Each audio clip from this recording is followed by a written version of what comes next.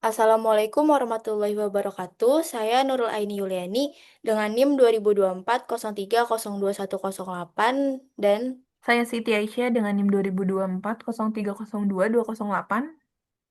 jadi kali ini kami ingin mempresentasikan hasil project based learning kami berupa buku saku mengenai sulfur. Jadi sulfur itu unsur penting dalam tubuh manusia yang memiliki peran besar dalam menjaga fungsi sel dan juga jaringan. Lanjut ke Siti Aisyah. Oke, jadi pada saat ini kita akan membahas isi dari buku saku tentang sulfur ini. Untuk yang pertama, kita akan membahas dari sifat kimianya. Sifat kimia dari sulfur sendiri yang pertama yaitu ia bisa melakukan transfer elektron dan reaktivitas redoks. Lalu dia bisa terjadi oksidasi yang bertingkat. Dia juga bisa membentuk berbagai macam jenis ikatan. Sulfur juga tahan terhadap oksidasi pada beberapa jenis senyawanya.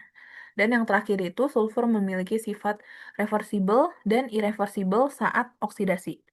Yang kedua yaitu bagian klasifikasi. Sulfur sendiri memiliki jenis anorganik dan organik. Untuk anorganik sendiri itu contohnya seperti hidrogen sulfida, tiosulfat, sulfita, dan sulfat. Nah, untuk sulfur organik sendiri memiliki contoh seperti metionin, cysteine, S-adenosilmetionin, iron sulfur cluster, dan zinc finger protein. Lalu untuk fungsi, selanjutnya ada fungsi. Untuk fungsi sendiri, yaitu ada fungsi fisiologis hidrogen sulfida pada konsentrasi rendah. Terus fungsinya selanjutnya itu sebagai sumber energi bagi mikroorganisme usus, membantu metabolisme asam amino sulfur, terus memiliki peran dalam perkembangan janin, berperan sebagai antioksidan dan perlindungan sel. Terus yang terakhir yaitu mengatur sistem renin-angiotensin dan nitric oxide. Lalu yang keempat yaitu ada absorpsi, di mana pada keadaan aktif itu dia terjadi di usus besar, yaitu kolon. Dan untuk pasif itu terjadi di usus halus, yaitu epitel usus. Lalu yang kelima itu ada bioavailabilitas, di mana pada sulfur sendiri itu sekitar 88 sampai 95,8% itu eh, bisa diserap oleh hewan dan manusia, sekitar segitu. Lalu yang keenam itu ada bentuk simpanan dalam tubuh, di mana yang pertama itu ada metionin, di mana asam amino yang mengandung sulfur itu sekitar 4% dari total asam amino dalam protein tubuh, dengan simpanan utama terdapat di hati dan ginjal. Lalu yang selanjutnya ada di sistein, pada sistein. Untuk di sistein sendiri ini 65% berada di plasma darah. Bentuknya itu terikat pada protein. Lalu di jaringan ginjal itu konsentrasinya sekitar 2,09 mikromol per miligram di korteks dan 1,77 mikromol per miligram di medula.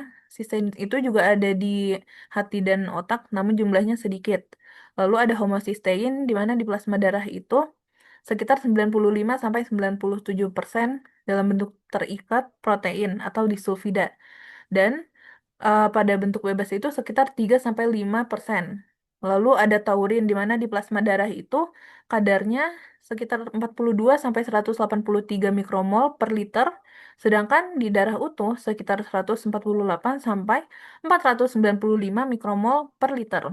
Lalu ada glutathione di mana sekitar 70 sampai 80% disimpan di hati. Selain itu, dia juga ada di plasma darah sekitar 2,5 sampai 3,8 mikromol per liter dan di ginjal terdapat sekitar 2,1 sampai 2,8 mikromol per miligram. Lalu selanjutnya itu ada hidrogen sulfida, di mana di otak itu sekitar 160 mikromol per kilogram jaringan. Di hati sekitar 50 sampai 60, di ginjal 20 sampai 70, dan dalam darah itu sekitar 30 sampai 100 mikromol per liter. Lalu selanjutnya ada tiosulfat di mana dalam darah sekitar 300 sampai 400 mikromol per liter. Terus selanjutnya itu ada kolesterol sulfat, di mana di dalam darah itu sekitar 2 sampai 6 mikromol per liter. Lalu ada sulfana sulfur, dia itu banyak disimpan di hati dan di ginjal dengan kadar 5 sampai 15 nanomol per gram jaringan. Lalu yang terakhir itu ada koenzim A atau CoA terdapat di mitokondria hati dan otot dengan kadar 2 sampai 5 milimol serta terdapat di peroksisom sekitar 0,7 milimol dan sitosol 0,05 sampai 0,14 milimol. Lanjut.